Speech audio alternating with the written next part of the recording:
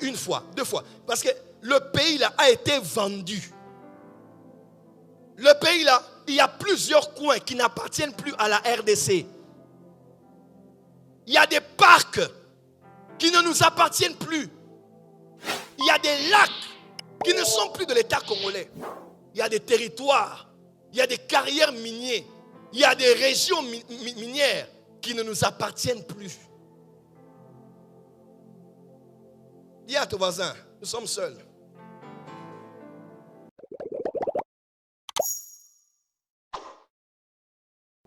Est-ce qu'on est prêt pour la parole? Amen. Lisons la parole de Dieu dans 2 Chroniques 7, verset 14. 2 Chroniques 7, verset 14. Et nous allons lire Jérémie 29, verset 7. 2 Chroniques 7, verset 14. Et nous allons lire Jérémie 29, verset 7. 2 Chroniques 7, verset 14, je lis au nom de Jésus. Si mon peuple sur qui est invoqué mon nom s'humilie, prie et cherche ma face, et s'il se détourne de ses mauvaises voies, je l'exaucerai de cieux, je lui pardonnerai son péché, et je guérirai son pays, parole du Seigneur. Peux-tu répéter encore une deuxième fois?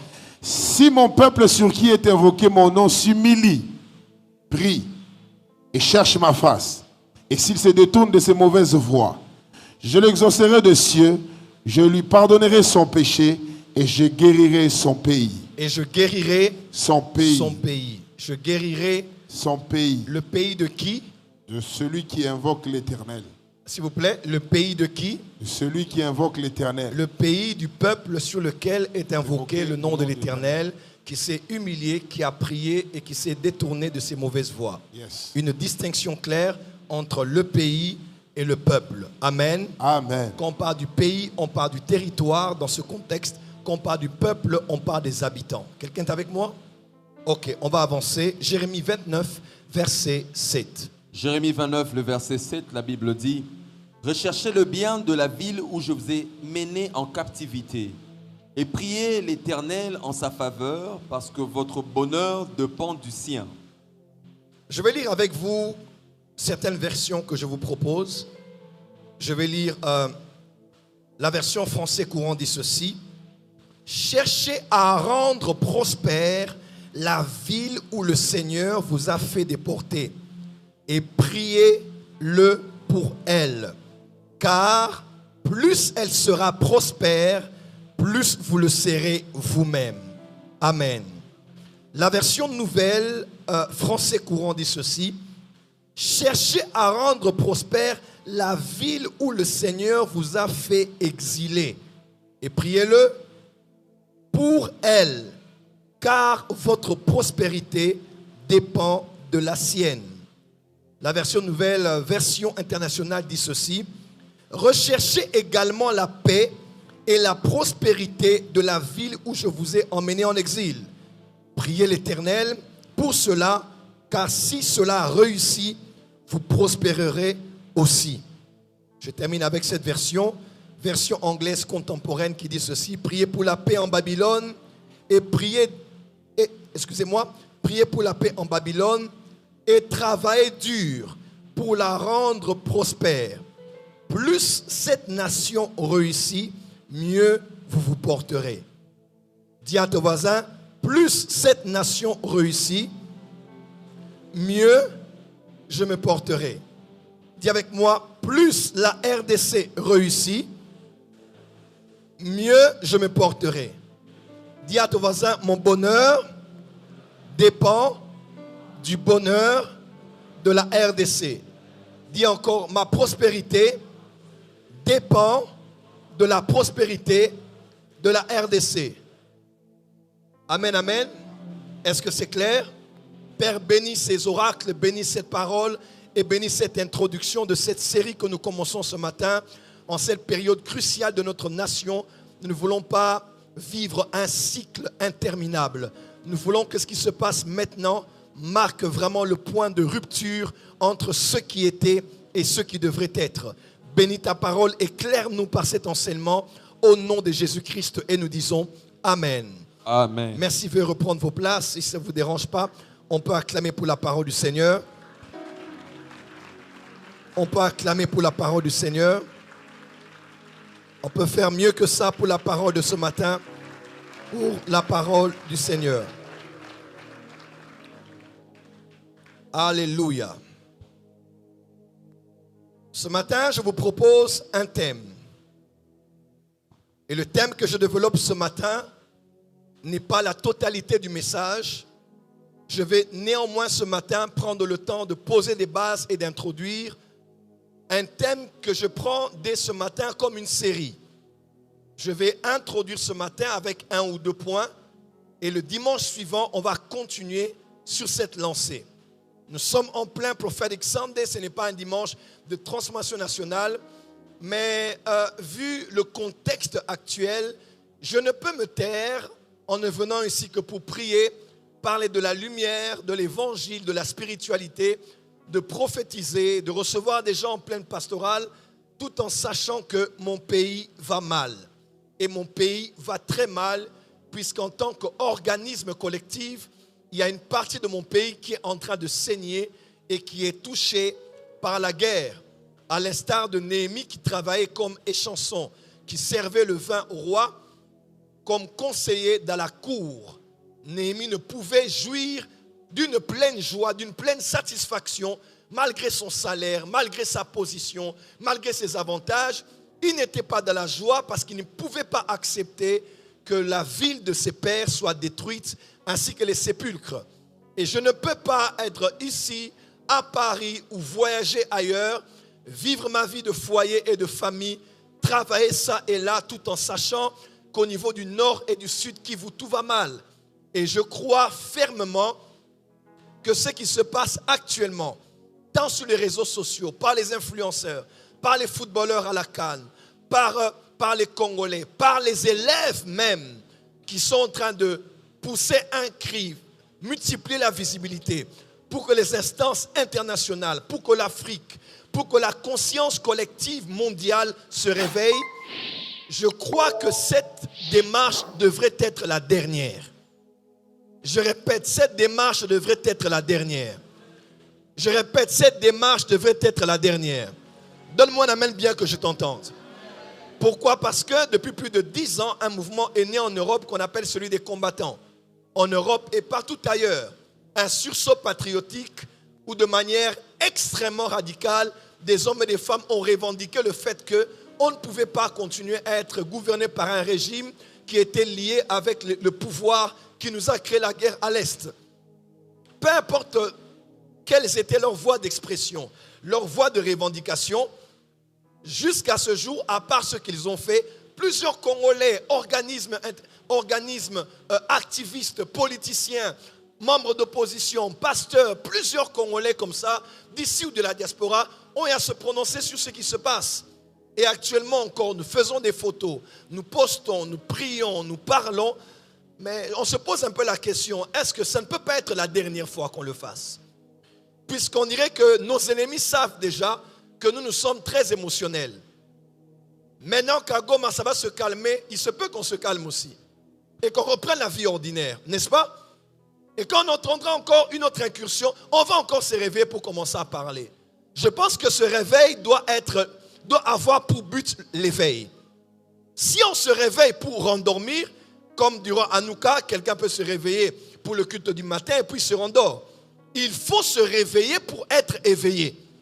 Et ma prière est qu'au-delà de ces messages, de ces statuts sur Internet, de ces posts que nous faisons, que nous puissions non seulement être réveillés, mais que nous puissions être éveillés pour emmener ce pays à sa pleine liberté et à sa pleine libération. Le pasteur Daniel l'a dit bien tout à l'heure, en lisant le verset, la guerre a duré longtemps entre la maison de Saül et de David. Cette guerre a duré longtemps. Et trop, c'est trop, il faut qu'elle s'arrête. Et nous allons tout faire avec tous les moyens pour que cela soit le cas. Acclame très fort et on va commencer ce matin.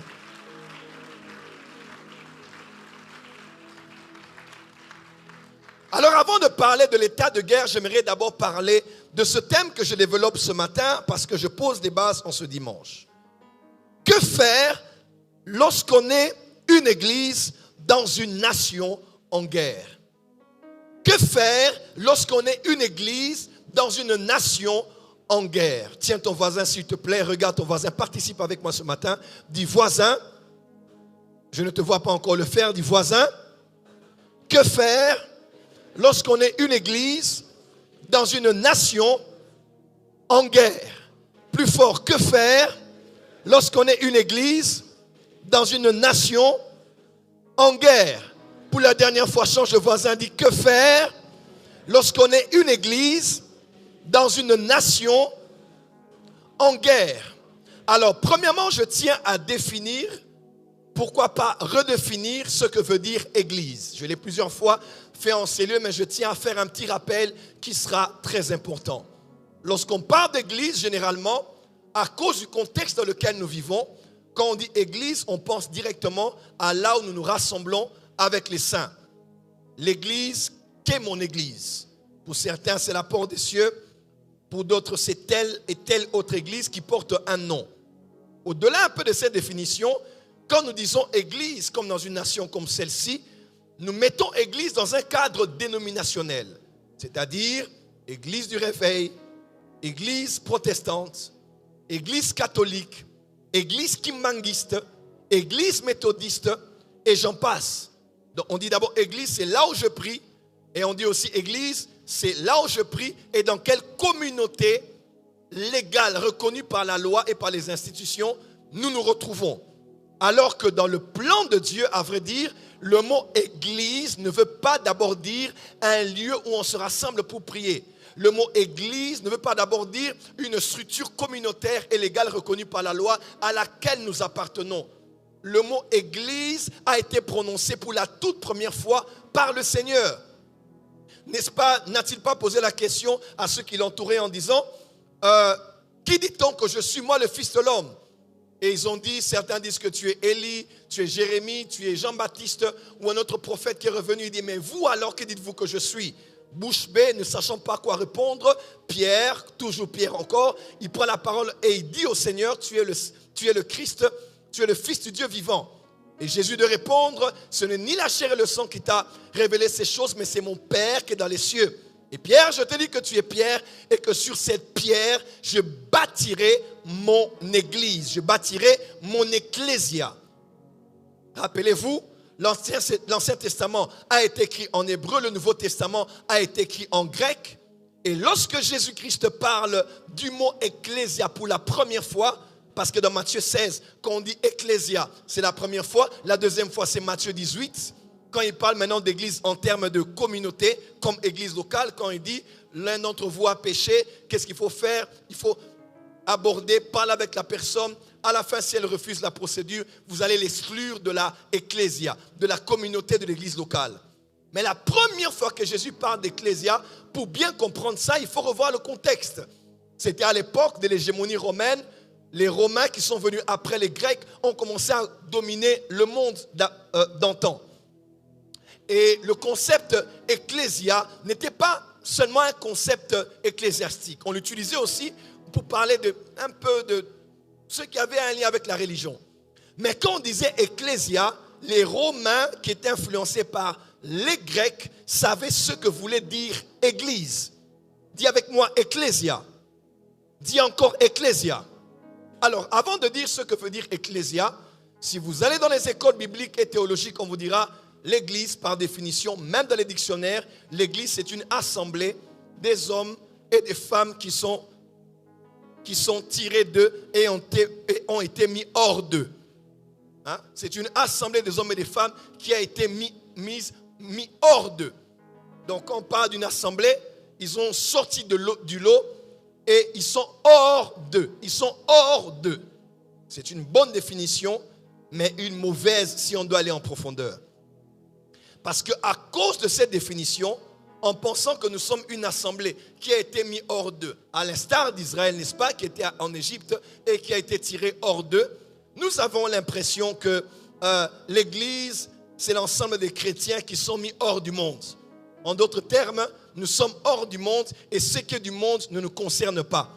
La politique ne nous concerne pas. L'économie ne nous concerne pas. La vie sociale ne nous concerne pas. La vie publique ne nous concerne pas. Les valeurs sociétales ne nous concernent pas. La diplomatie extérieure ne nous concerne pas puisque nous sommes de la nation. Mais nous avons été mis hors de... Le monde ne nous concerne pas. Nous sommes hors de comme sur un banc ou bien comme dans un arrêt de bus. Nous attendons le bus de l'enlèvement qui viendra à nous et nous serons enlevés pour aller au ciel. Parce qu'on nous a dit de ne pas aimer le monde et de tout ce qu'il y a dans le monde. Est-ce que quelqu'un me suit? Et cette définition ne nous a pas aidés. C'est à cause de ça que beaucoup de pasteurs, vers les années 1970 et 80, travaillant à la MIBA, travaillant à la GECAMINE ou dans les entreprises publiques, ont démissionné de leur travail parce qu'ils devaient aller passer le temps à la permanence. Certains sont devenus pasteurs, plus tard apôtres, certains prophètes.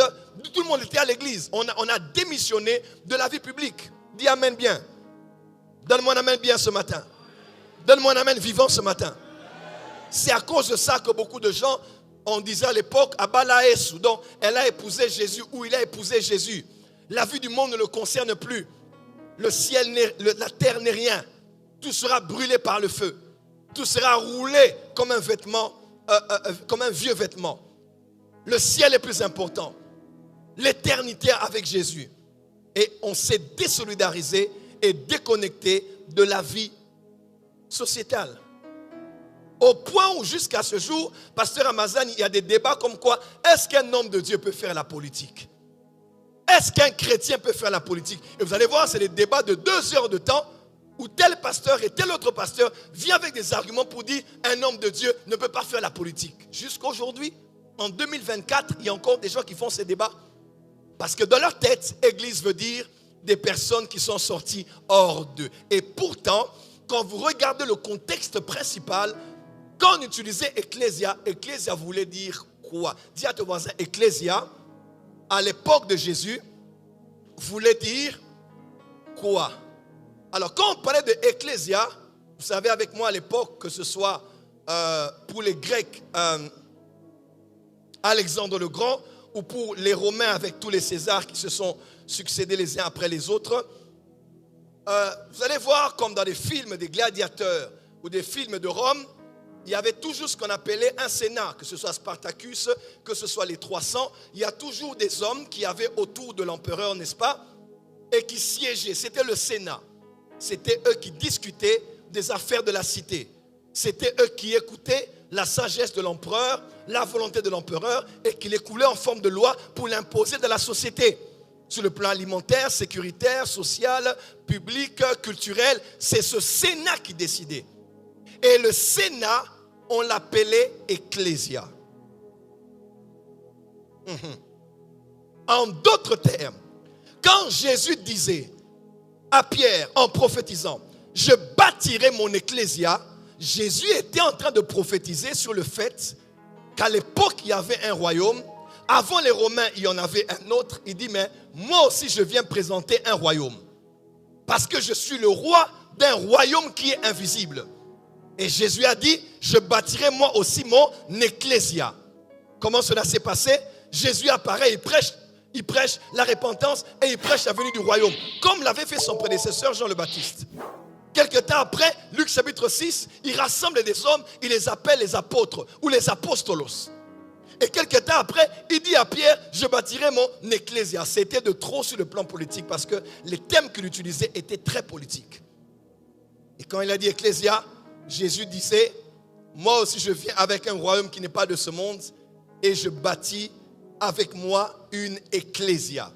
Des hommes et des femmes qui vont être le Sénat. Dis à ton voisin, bonjour monsieur le sénateur. Si c'est une madame la sénatrice, monsieur le sénateur, est-ce qu'on peut se lever un moment? Lève-toi, touche 3 personnes et dis à ton voisin, bonjour monsieur le sénateur, bonjour madame la sénatrice. Quand tu es l'église de Jésus, tu es le Sénat de Christ. Tu es le Sénat de Dieu. Marche bien la tête bombée, le dos redressé. Dis à ton voisin, je suis sénateur. Alléluia, alléluia. Acclame pour toi-même parce que tu es sénateur. Oh, est-ce que je prêche à la porte des cieux ce matin ou dans une église d'un voisin? Acclame bien, bien, bien. Tu es sénateur, tu es sénatrice. Et ce que j'aime, quand vous allez au palais du peuple, il y a 2 chambres. La chambre basse, c'est le Parlement. La chambre haute, c'est le Sénat. Et l'Église, dans Acte 2, verset 1 et suivant, n'est pas née dans un lieu qu'on appelait la chambre basse, mais l'Église est née dans un lieu qu'on appelait la chambre haute. Parce que les 120 qui étaient là en train de prier, n'ont pas seulement prié en langue, mais constituaient le Sénat de Jésus qui allait siéger autour de Jésus pour s'imprimenter des affaires de la cité. Ils prenaient la sagesse de l'empereur. Et ils écoulaient cela sous forme de loi, n'est-ce pas? Il est écrit que les dominations, les autorités doivent connaître par l'Église, par l'Ecclésia, la sagesse infiniment variée de Dieu. Deuxième définition, Ecclésia voulait dire une assemblée. C'était une assemblée qui se tenait aux portes de ville et qui était chargée de décider des affaires de la cité. C'était comme des parlementaires.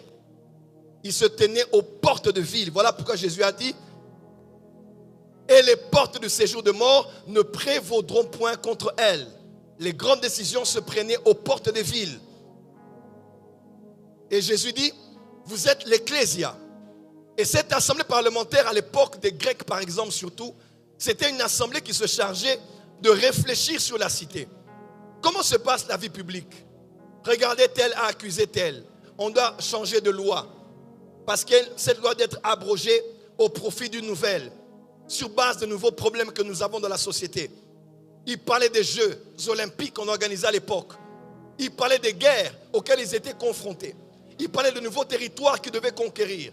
Il parlait du blé. Il parlait de blé, de maïs, de autre chose. Tout ce qu'ils utilisaient pour manger à l'époque, dans leur contexte. L'Ecclésia étaient des parlementaires qui parlaient, qui réfléchissaient et qui décidaient sur l'avenir de la cité. J'aimerais dire à quelqu'un, quand Jésus prophétisait l'arrivée de l'Église, il pensait à une structure qui allait s'impliquer de la vie de la société. Donc quand on dit Église ici, quelqu'un a toujours pensé que l'Église, c'est pour les démons, les délivrances, les problèmes, les mariages, les voyages. Non, l'Église, là où vous êtes assis, les chaises sur lesquelles vous êtes assis sont les chaises d'un Sénat. Et je ne veux pas que tu dormes comme les sénateurs au Congo. Dis à ton voisin, réveille-toi. Nous sommes à l'église Port des Cieux. Nos chaises ne sont pas là pour être cassées après une séance de délivrance, mais les chaises sur lesquelles nous sommes assis sont un lieu de décision. Voilà pourquoi, pour renchérir, Christ a dit à Pierre: tu es Pierre et sur cette pierre, je bâtirai mon église. Je te donnerai les clés du royaume. Ce que tu lieras sur la terre sera lié dans les cieux. Ce que tu délieras sur la terre sera délié dans les cieux. Les cieux n'ont aucun pouvoir de lier. Les cieux n'ont aucun pouvoir de délier. À vrai dire, les cieux n'agissent pas. Les cieux réagissent à l'action de Pierre. Oh, ton amen ne m'arrange pas ce matin. Les cieux ne lient pas. Les cieux ne délient pas. Les cieux n'ouvrent pas. Les cieux ne ferment pas. Les cieux réagissent. Lorsque l'Église lit sur la terre, elle lit dans les cieux. Lorsqu'elle délie sur la terre, elle délie dans les cieux. Quand vous êtes à la NASA, aux États-Unis, vous allez voir des hommes et des femmes qui sont dans un bureau, derrière des ordinateurs, des super ordinateurs, en train de gérer des satellites. Une satellite est là, en orbite, et elle est dirigée sur une facette de la planète. Et lorsqu'ils veulent qu'elle se dirige dans une autre direction, la direction ne se prend pas à partir de l'orbite. La décision se prend sur la Terre à partir de la NASA. La direction que prend le satellite dans les airs, dans l'espace, n'est pas conditionnée par ceux qui sont dans l'espace, mais par ceux qui sont ici et qui ont décidé d'émettre des fréquences dans une autre facette de la Terre. J'aimerais dire à quelqu'un, Dieu est assis sur son trône. Il n'a pas de problème. Seulement les cieux sont les cieux de l'Éternel. Mais la terre, il a donné au Fils des hommes.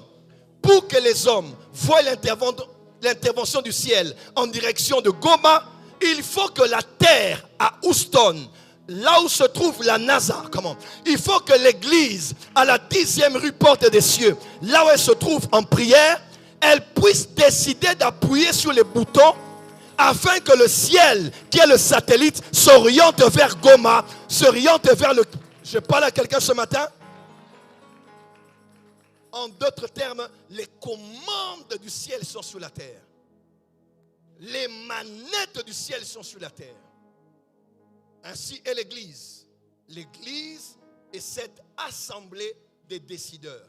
Dis à ton voisin, tout ce qui va arriver en RDC dépend aussi de ta décision. Non, tu es trop gentil. Lève-toi encore pour la dernière fois. Touche avec moi 5 personnes du cher voisin.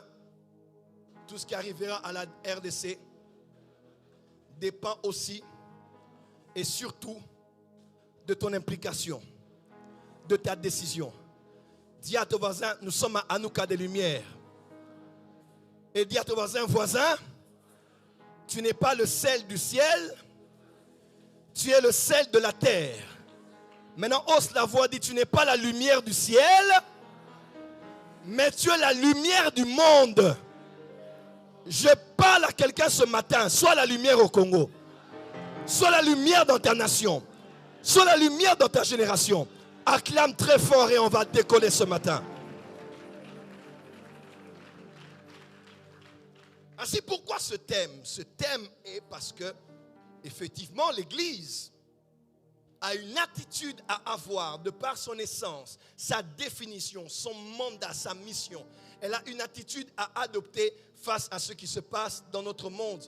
Puisque ici, pour notre cas de figure, la RDC est en guerre. Dis avec moi, nous sommes en guerre. Oui, il faut qu'on le dise clairement. Parce qu'à cause de la Cannes, à cause d'un concert à Paris ou à Abidjan, à cause d'un concert aux États-Unis ou à Sydney en Australie, à cause d'un concert à Brazzaville ou au Congo ici, la plupart des gens qui nous entourent ont l'impression que le Congo est un pays qui a un statut ordinaire en cette saison. Vous devez le savoir que nous sommes en guerre autant que la Russie l'est. Nous sommes en guerre autant que l'Ukraine l'est. Nous sommes en guerre autant que le Yémen l'est. Nous sommes en guerre autant que la Somalie l'est. Et nous sommes en guerre autant que le Burkina Faso l'est. Et on ne peut pas se comporter comme Congolais comme si tout allait bien. Dis à ton voisin, nous sommes un pays en guerre. Que l'on puisse construire un bâtiment à la Gombe, que l'on puisse réhabiliter un chemin à Maluku, cela n'exclut pas le fait que tout Congolais doit savoir, ici au pays ou de la diaspora, que nous sommes en guerre. À cause de ça, le taux de réjouissance doit diminuer. À cause de ça, le taux de complaisance doit diminuer. À cause de ça, le taux de trouver toutes choses normales et flatter les politiciens doit diminuer. Parce que nous sommes un pays en guerre. Depuis 1995-96, le Congo est entré dans une guerre qui, en amont, en 1994, le Rwanda, un de nos voisins, a connu le génocide. Triste, comme cela s'est aussi passé au Burundi, ou même chez nous. La vie humaine, qu'elle soit rwandaise, congolaise, nigérienne, et la vie humaine. Et tous devons nous impliquer quand les morts sont morts. Et nous sommes Congolais. Et depuis l'époque jusqu'à ce jour, le nombre de morts que nous avons accumulés pour notre compte est bien au-delà de l'imaginable. Aux États-Unis ou dans certains pays, quand un de leurs meurt, allez voir en Israël, nous étions en Israël l'année dernière, quand aujourd'hui, Benjamin Netanyahou, avec son parti d'extrême droite, malgré ce qu'ils sont en train de faire, les États-Unis ont parlé. Le président est venu. Ils ont dit, on va venger ceux qui ont été tués. Il n'y a pas une seule vie israélienne qui va passer inaperçue. On a imposé, l'Union européenne a parlé, jusqu'à ce que maintenant, là, ils ont pratiquement repris le contrôle de Gaza. Parce qu'ils ont dit, ce sont les nôtres qui sont tués et les nôtres qui sont pris comme otages. Et vous allez voir, partout en Israël aujourd'hui, on poste les photos de ceux qui sont en otage. Parce que la vie de tout juif compte. Allez les voir quand ils sont en société, ils sont dans les kibbutz. Ils se retrouvent en communauté. Vous ne verrez jamais un juif malade, un juif pauvre. Vous ne verrez jamais un juif à l'arrêt en train de demander un taxi. Ils vivent en communauté. Parce qu'un seul a de la valeur. Que dire de 10 millions de personnes, 12 millions de personnes, si c'est pour être modeste, le nombre de Congolais qui meurent tous les jours, des femmes comme toi, des mamans comme ta maman, des papas comme ton père, des enfants comme la fille que tu viens de mettre au monde. Ils meurent comme des animaux, ils meurent comme des chiens, au vu et au regard de la communauté internationale. Nous n'allons plus nous taire à partir de maintenant. Et moi, j'ai pris la décision, que ce soit ici ou à Paris, je vais parler. Si je ne parle pas, alors je renie mes origines. Je renie qui je suis. Dans ma famille, on nous racontait que mon père, parce qu'il avait un parent belge, il avait la capacité d'avoir la nationalité belge, mais il avait refusé cela. Cela aurait pu me profiter aujourd'hui. Mais papa, ce n'est pas important d'être européen ou pas. L'important, c'est d'être patriote, de porter le fardeau de ton pays et de travailler pour son développement et son épanouissement. Dis à ton voisin, cette histoire doit s'arrêter. Avec la guerre au niveau du Rwanda, 1994, qui a marqué le début des problèmes à l'Est avec le génocide. Plusieurs rebelles rwandais qui sont venus de l'Ouganda. Vous savez, à l'époque, l'Ouganda était comme un refuge, le Malawi, le Botswana, l'Afrique du Sud, plusieurs autres pays avec le génocide. Plusieurs Tutsis se sont réfugiés ailleurs. Et là, plusieurs soldats, plusieurs rebelles rwandais, avec l'histoire qui s'est passée autour du régime d'Abiyarimana, ont traversé, les forces rwandaises à majorité Hutu, ont fouillé et ont traversé la frontière et sont venus chez nous. La situation est tellement complexe, il y a tellement de choses qui se sont passées depuis l'époque, au nord et au sud Kivu. J'ai vécu au Burundi 3 ans, je parlais avec l'ambassadeur, le papa de Daniel Banam. À l'époque, quand il était ambassadeur, je suis allé le visiter à l'ambassade du Congo à l'époque. Et je parlais avec lui sur comment se trouvait la situation des réfugiés. Mais c'est juste incroyable. Les réfugiés congolais qui ont fui pour venir au Burundi, ou des Burundais de l'autre côté, ou des Rwandais. Donc la situation à l'Est est tellement complexe, mais tellement aussi catastrophique. À la même époque, alors que les Nations Unies mettaient la pression pour que ces personnes traversent au Congo, à l'époque, M. Léon Kenwadondo, en tant que Premier ministre, avait refusé cela. Mais il avait une pression extérieure de laisser passer ces gens afin qu'ils traversent la frontière. Et depuis lors, nous vivons des guerres interminables, occasionnées par des ennemis invisibles, par le canal de plusieurs milices et groupes armés, et notamment celle à laquelle nous faisons front aujourd'hui avec l'agression du M23, soutenue par plus d'un pays de l'Est de la République démocratique du Congo. Malgré les prières, malgré les intercessions, malgré les mobilisations de chacun, et surtout de la présence extrêmement remarquable de la mission onusienne ces 25 dernières années, elle avait un autre nom jusqu'à ce qu'on l'appelait MONUSCO. On pense à notre très affectueux Coco Swing. 25 ans passés, cette mission est venue et elle s'est implantée avec un budget annuel de 1 milliard de dollars par an. Et si on doit être modeste, en 25 années, 25 milliards de dollars, sans parler le reste. Nous avons eu à parler, j'ai prêché ici. Et on a suivi le communiqué du gouvernement. Je pense que c'est d'ici la fin de l'année qu'ils vont devoir totalement s'en aller. Encore, est-ce que leur départ est une solution ou bien c'est une solution qui va créer d'autres problèmes? Mais que ce soit le cas ou pas, en tout cas qu'ils partent d'abord. Dis à ton voisin qu'ils partent d'abord. Dis à ton voisin qu'ils partent d'abord. 14 000 casques bleus déployés à l'est du pays. Et combien de choses se sont passées au vu et au su de cette mission onusienne, qui est censée avoir les meilleurs agents de renseignement, les meilleurs drones, les meilleurs satellites et la meilleure information sur ce qui se passe exactement dans les vallées comme sur les montagnes de chaque mètre carré de l'est de nos pays. Pourquoi sommes-nous encore dans le flou aujourd'hui? Pourquoi ne savons-nous pas exactement ce qui se passe au Congo? Et ici, je parle comme leader d'opinion et pasteur au monsieur de la communication du gouvernement congolais, que nous aimons et qui est proche à nous. Nous parlons au nom de tous les Congolais. Pourquoi nous n'avons pas les vraies informations sur ce qui se passe? Soyons honnêtes. Pourquoi un Rwandais te donnera des informations sur ce qui se passe chez vous? Un Burundais t'en donnera un autre. Un Ougandais t'en donnera un autre. Pourquoi les Américains, quand tu vas rencontrer à Paris, vont te donner une autre version de votre histoire? Et pourquoi on peut faire une statistique aujourd'hui à Kinshasa?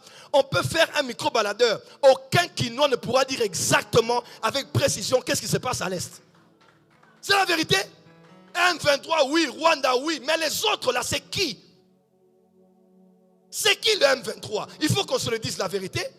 Qui est à leur tête? Ils sont financés par qui? À part le Rwanda. Pourquoi on a beaucoup de zones d'ombre? Pourquoi elles disent aussi que c'est Kinshasa qui finance cela? Nous devons avoir les informations claires. Comment prier clairement avec des requêtes confuses? Aucun de nous ici, je dis aucun, je mets un défi. Personne ne peut me dire exactement ce qui se passe à l'Est. Goma a été bombardé, oui, mais ils sont autour de Goma. Pourquoi ils sont là-bas? Et même plus loin, est-ce que les territoires qu'ils ont occupés sont toujours sous la gouvernance de l'État congolais? Et si ce n'est pas le cas, nous sommes balkanisés. On doit être honnête. Si ce n'est pas le cas, si nous n'avons pas le gouvernement provincial de cet endroit, on n'a pas même mis sur tout ce qui se passe là, alors nous sommes balkanisés, ça fait des années.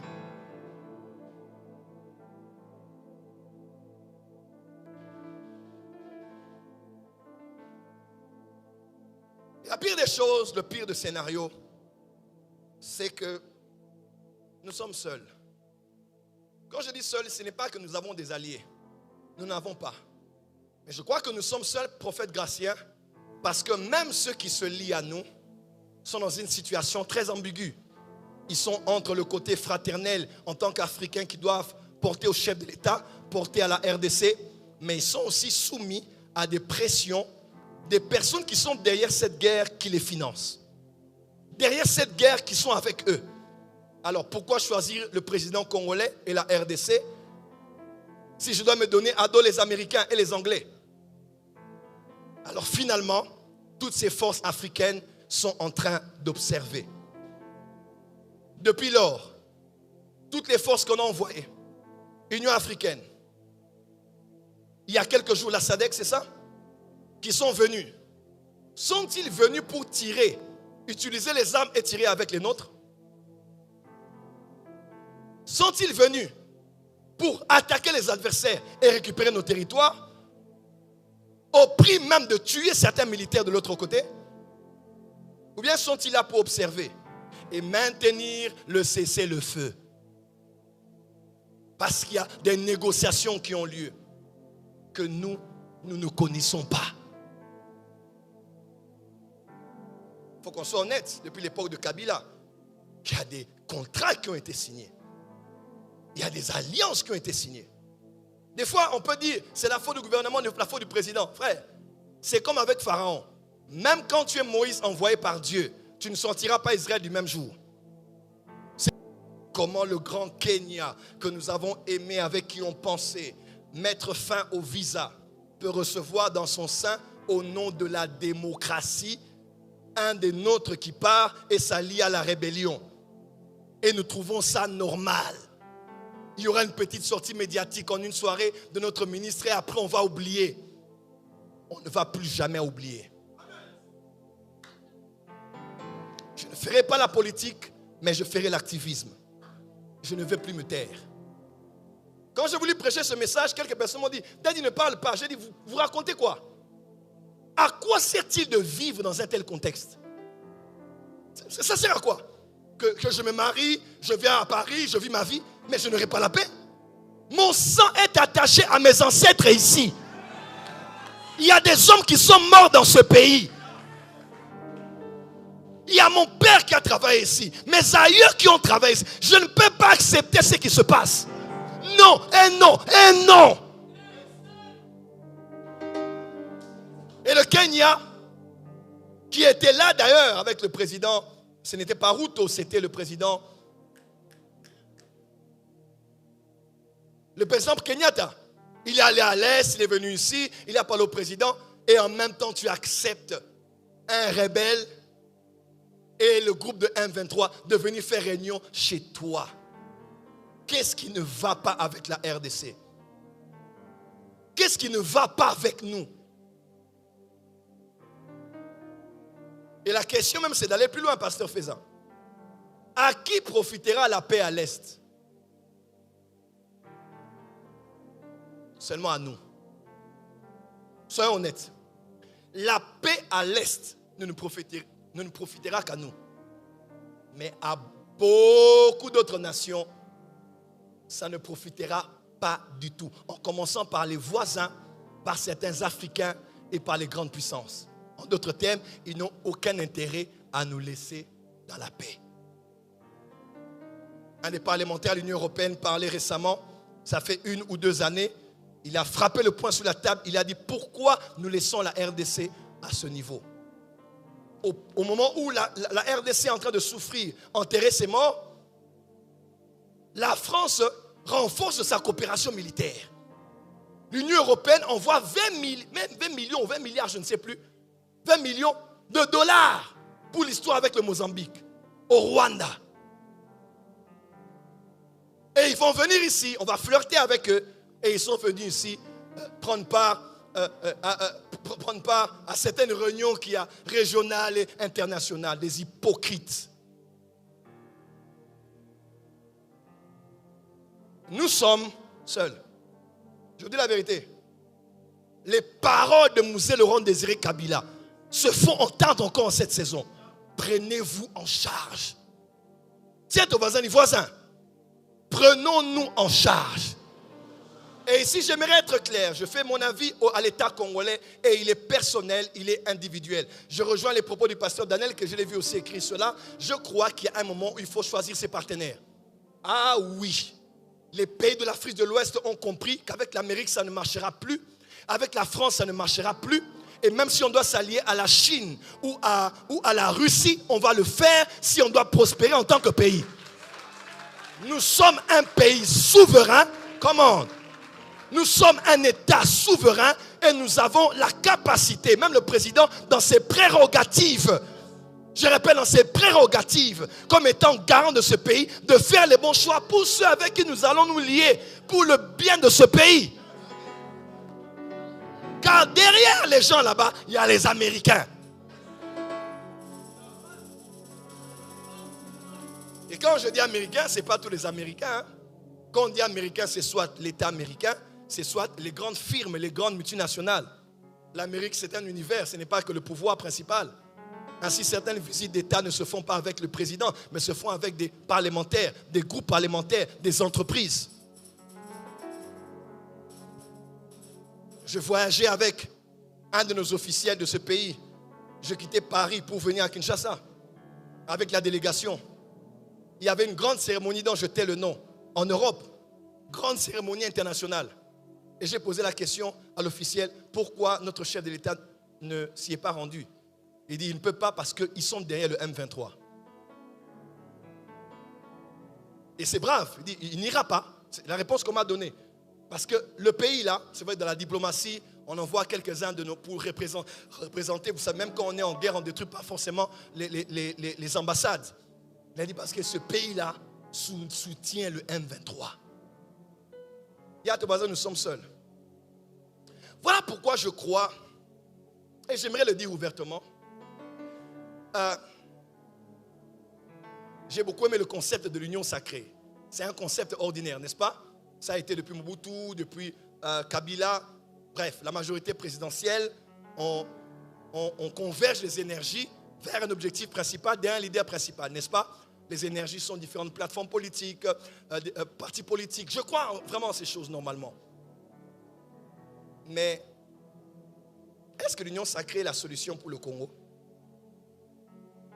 Je crois qu'il faut une union sacrée des intelligences congolaises.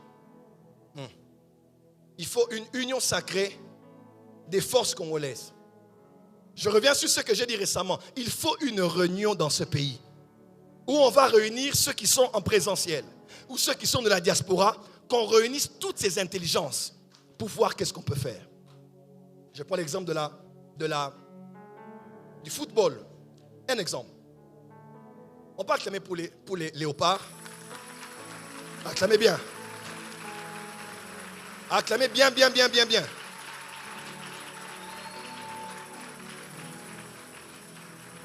Ils n'ont pas fini ce qu'on attendait d'eux, mais ils n'ont pas rien fait non plus. Ils ont fait quelque chose et nous les apprécions.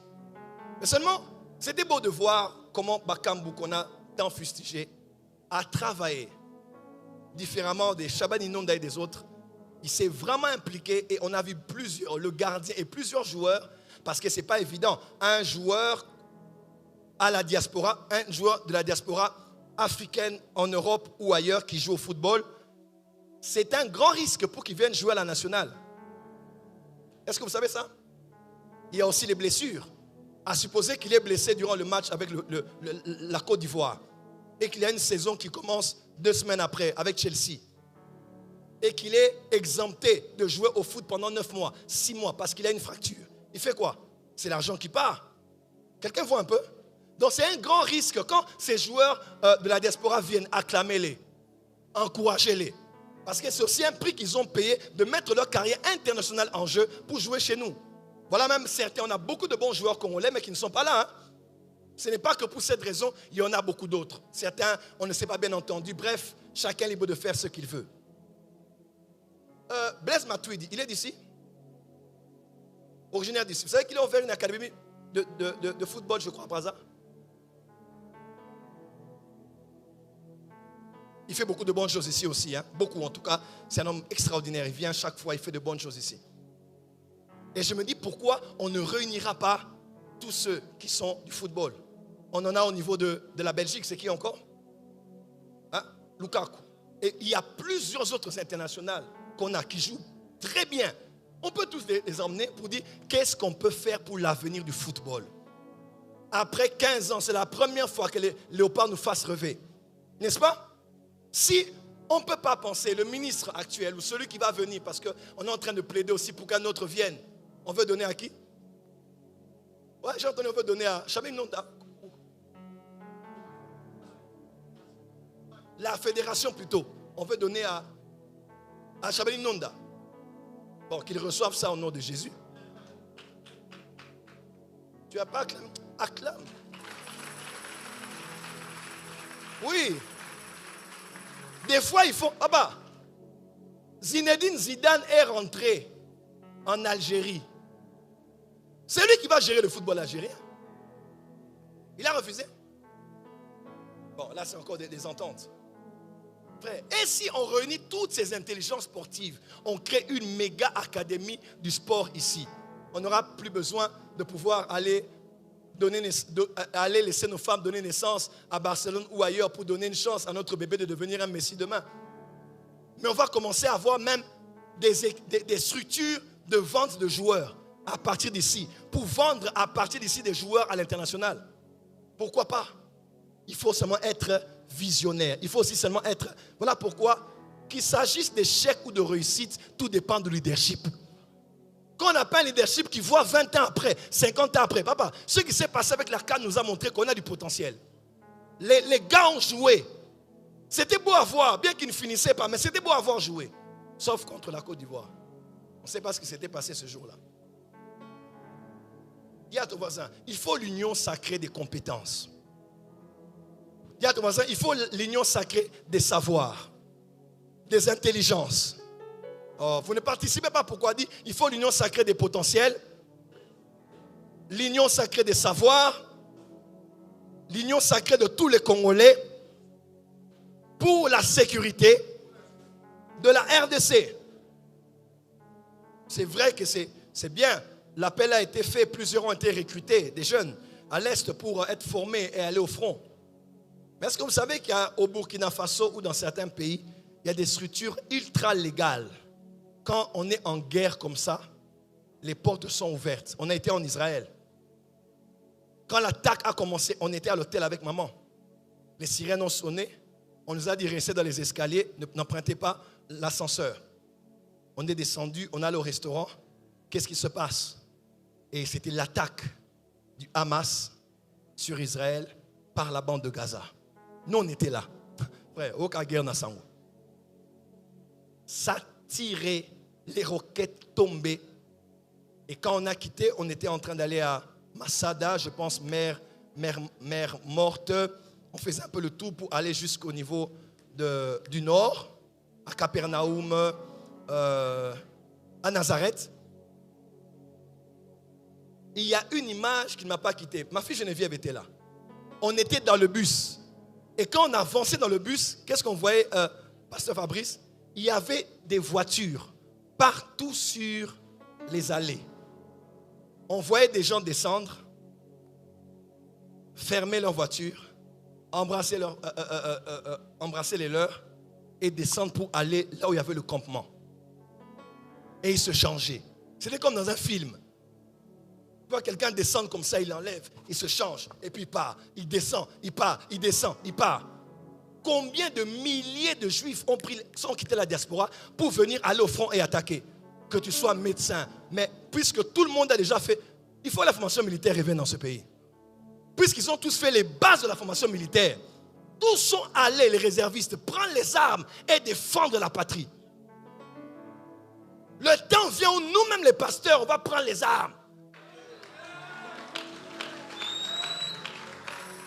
Oh, tu ne tueras point, les 10 commandements. Dieu a dit à Josué, va là-bas et extermine-les. La patrie ou la mort? Dis à ton voisin, la patrie ou la mort?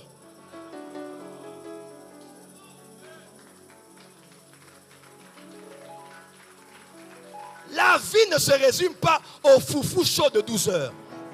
La vie ne se résume pas à un mariage et aux photos qu'on a postées. Il faut être un homme d'impact. Quand tu es mort comme le colonel Ndala, Mamadou Ndala, quelqu'un de comme ça meurt, mais sa mémoire est dans les têtes des Congolais. Dis à ton voisin, réveille-toi.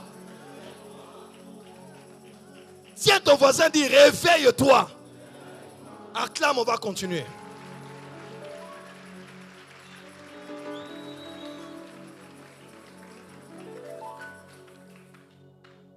Nous sommes seuls, je disais. En 2022, 2021 déjà, commencé la guerre entre l'Ukraine et la Russie. Ça fait mal. Les pays qui ont soutenu Kiev se sont engagés de financer Kiev, l'Ukraine, en raison de 246 milliards d'euros. 246 milliards d'euros, autant Union européenne et autres. Ils ont eu récemment une réunion ici, le 1er février 2024, puisque le président ukrainien a continué à pleurnicher un peu, ayant l'impression que la guerre d'Israël et du Hamas avait détourné les regards des bailleurs de fonds. Ils ont renouvelé encore leur engagement 2024-2027 pour un financement de 50 milliards d'euros. Dis avec moi, 50 milliards d'euros. Combien d'euros ont été envoyés pour la guerre à l'Est? Combien de milliards a été envoyé pour le soutien au FARDC et le soutien aux populations en déplacement sous la pluie, sans abri? Et tout ça à cause d'une cause que nous ne connaissons toujours pas. Mais s'il y a une chose dont il faut se souvenir, c'est que l'un de nos grands problèmes, ce sont nos minéraux. La RDC est l'un des plus grands paradoxes de l'Afrique et du monde. Le chef de l'État disait dans une réunion, je suivais la vidéo, il disait entre 2010 et 2014, les entreprises minières et pétrolières ont été mobilisées. Ont mobilisé des revenus de l'ordre de 48 milliards de dollars. Alors que le pays n'en a tiré que 6 milliards et 9 de revenus. 48 milliards entre 2010 et 2014. Mais le pays n'en a tiré que 6 milliards. Même pas la moitié.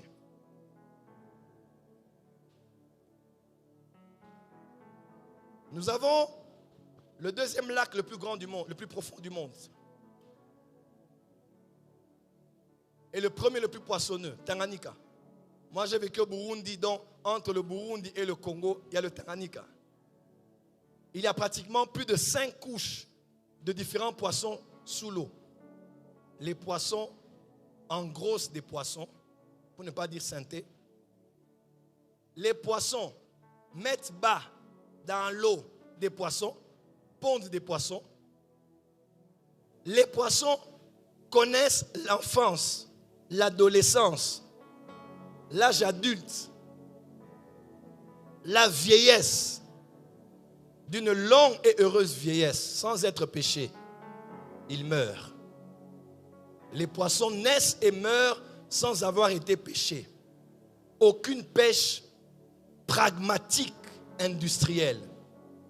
Et pourtant, nous pouvons parvenir à l'autosuffisance alimentaire et nourrir presque 2 milliards de personnes. Je n'ai pas le temps de vous rappeler des choses que vous connaissez en tant que Congolais. Donnez-moi un iPhone ici, s'il vous plaît, ou un smartphone. Même un iPhone, s'il vous plaît. Merci, mon fils. Soulève ton téléphone là où tu es.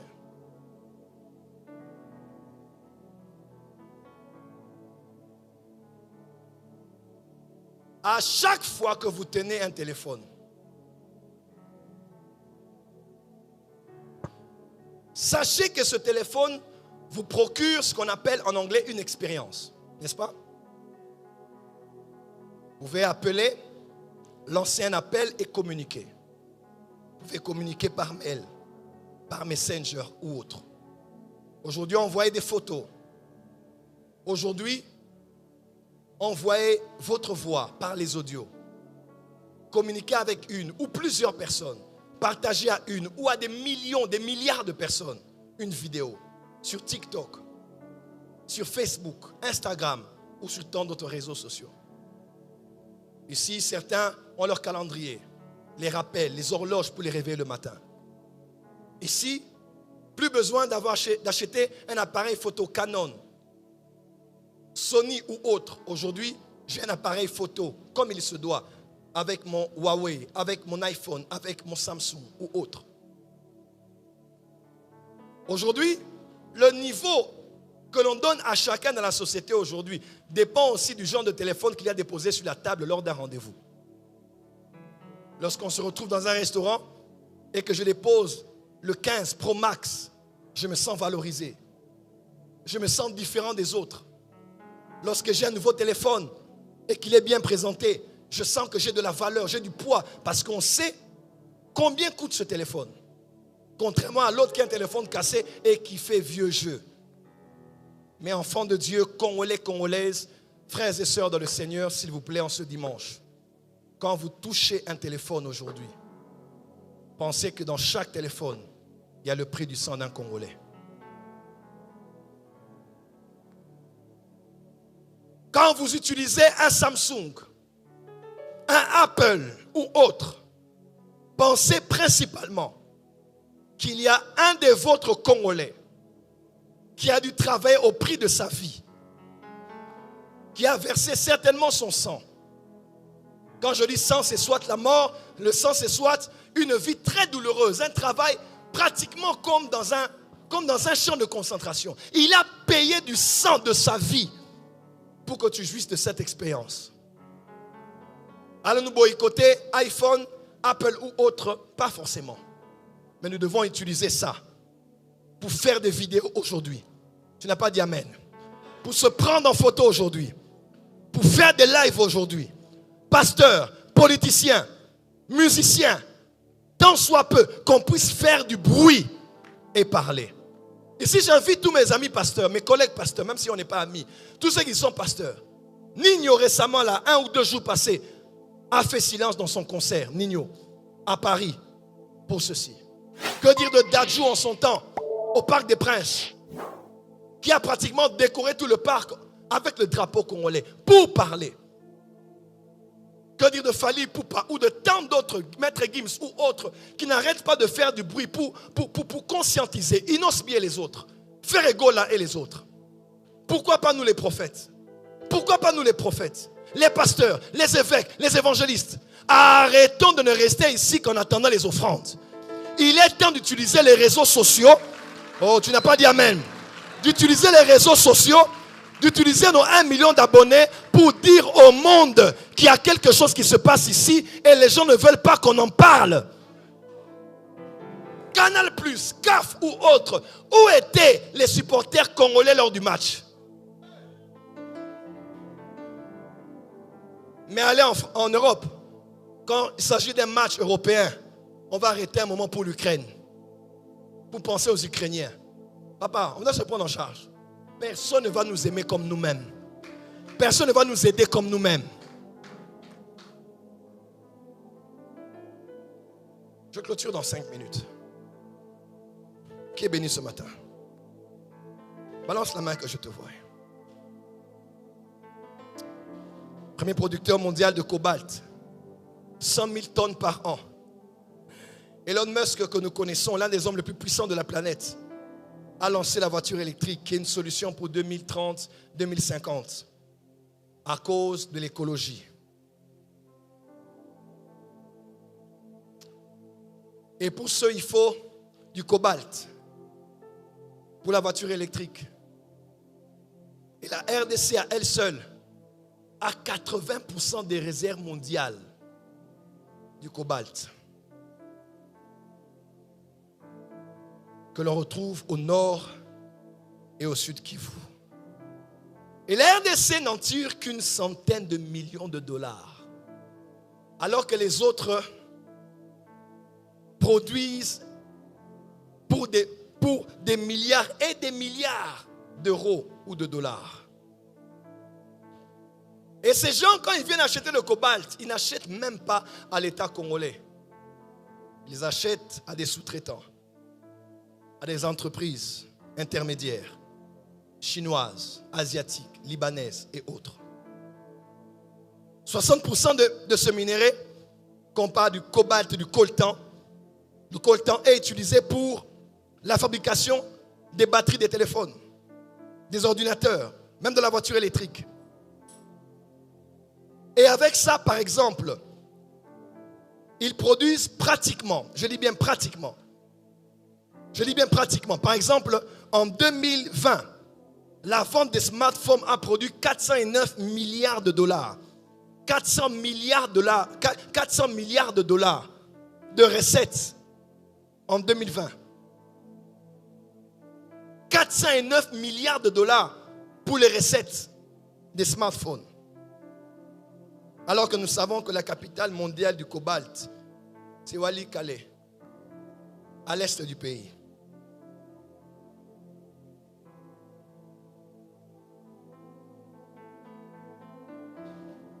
« 130 millions de smartphones sont produits par mois.